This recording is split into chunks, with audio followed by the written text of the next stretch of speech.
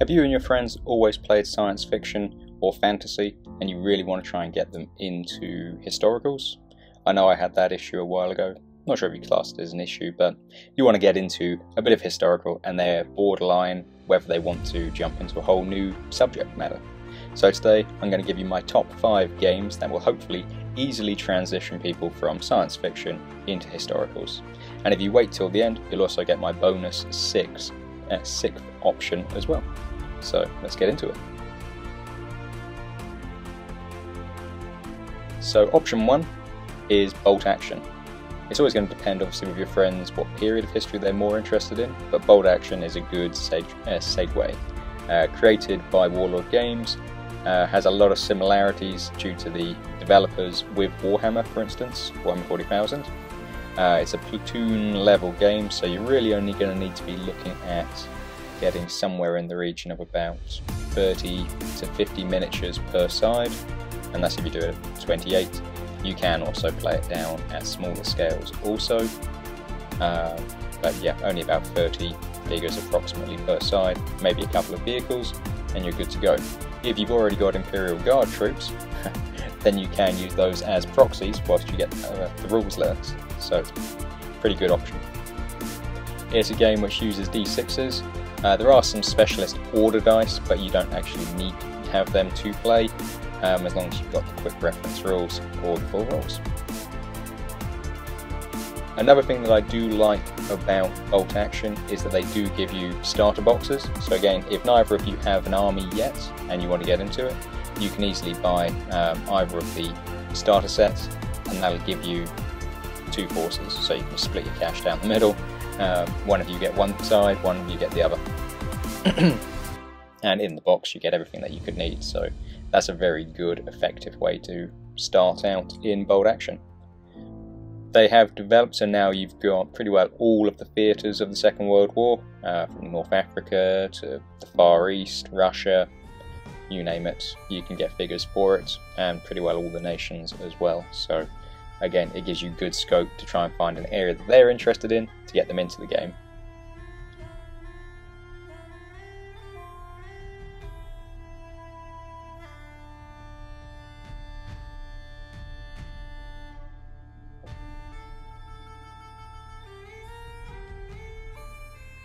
My second choice is Raven Feast, and this is from Little Wars TV. Definitely recommend you going onto their YouTube channel to find out a bit more. But again, it's a skirmish game set in the Dark Ages, although you can use the rules pretty well for any period where they're using swords, spears, shields, etc.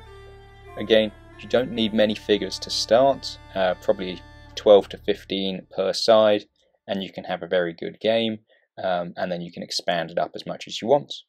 And again, if you use base count rather than figure count, you can downsize and use smaller scale and have a much larger looking battle with more figures on the table.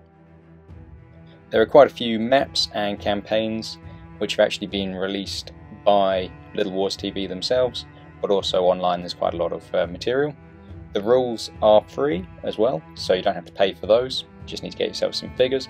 There are also paper cutout figures, so if you just want to practice and have a go without having to spend a fortune on miniatures, that option is available, and I'm pretty sure that's free as well on their website. So it's a very good introductory game to get you into a bit of historicals without needing to spend a lot of money, because almost all of it is free. And then yeah, as I said, you can expand it and move it into whatever period you're most interested in. Because the rules are pretty simple and easy to learn. It's a D6 based game, so definitely worth it if you're looking at that sort of Dark Ages, Middle Ages period.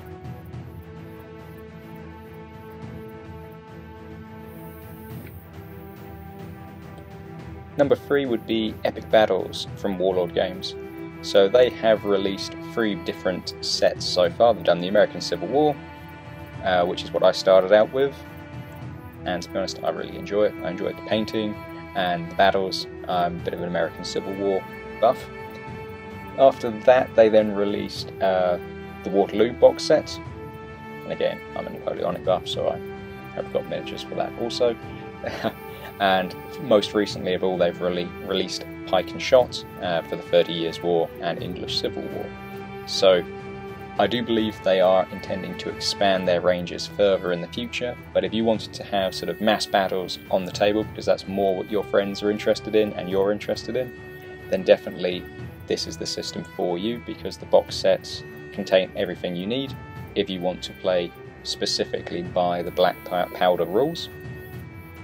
Although you can use the miniatures and use them on different rule sets, so if you're not so specifically interested in black powder, then you can just get the miniatures and play whatever you want. That's what I tend to do with my homebrew rules, which I'm working on. I use their miniatures, but just use them on mine. The quality of the figures is there, they are very good, and it does get you that good massed effect on the table, which is what I personally like. Again, cost. If you're going to buy a box and split it with your friend, it's not too bad. If you were going to try and do it all on yourself, yeah, you might want to start off with the individual infantry or cavalry sprues and then build up. Entirely up to you. The good thing about the starter box, it does come with everything.